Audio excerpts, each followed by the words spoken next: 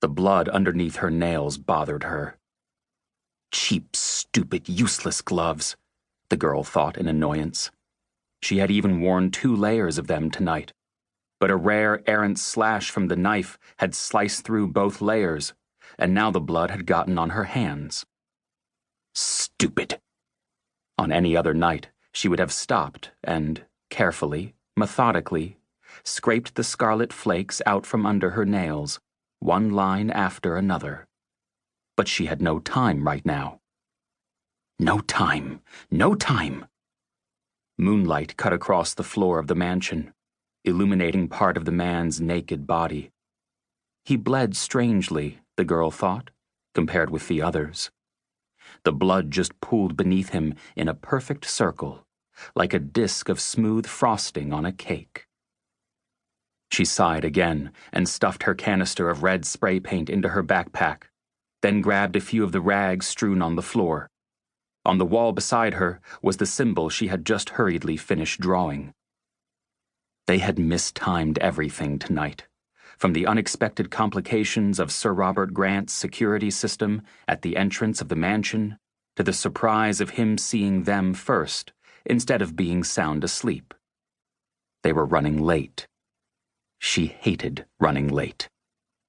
She hurried around the bedroom chamber, gathering their tools and stuffing them all into her backpack.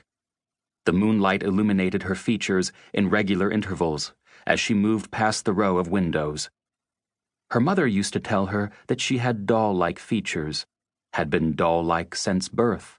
Large, liquid dark eyes, long, long lashes, a slender nose, and a rosebud of a mouth, porcelain skin. Her eyebrows cut straight and soft across her brow, giving her an expression that looked permanently vulnerable.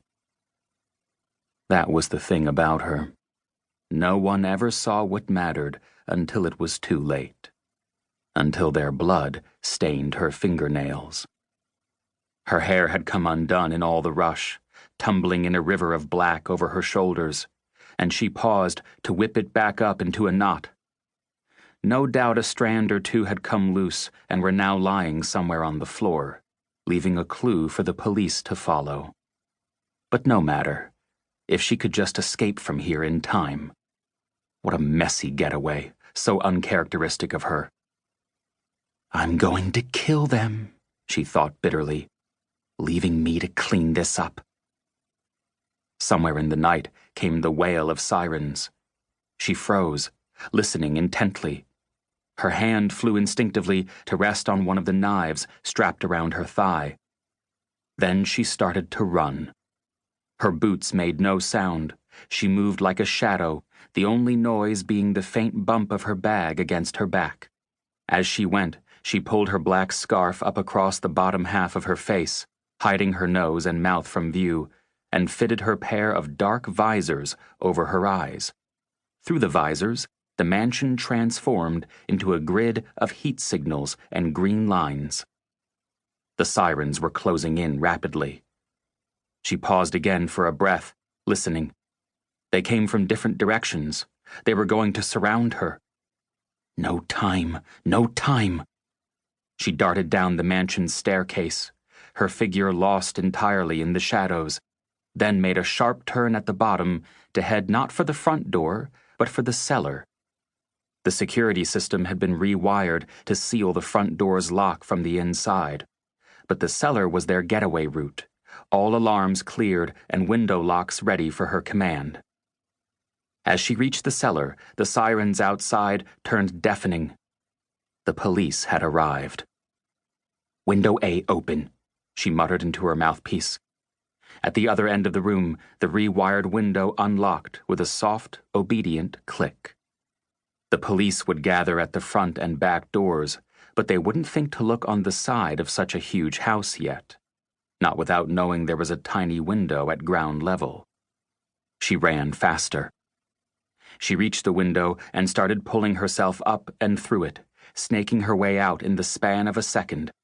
On the front lawn, she could hear a police officer shouting into a megaphone, could see the heat signals of at least a dozen guards in heavy body armor crouched around the mansion's perimeter, their faces hidden behind helmets, and their assault rifles all pointed toward the door. She leaped to her feet in the darkness, pulled her visor up, and prepared to dart away. A blinding light flooded over her. "Hands in the air!" Several voices were shouting at her at the same time. She heard the clicks of loaded weapons, then the furious barking of police dogs, barely restrained by their partners. "On your knees! Now!"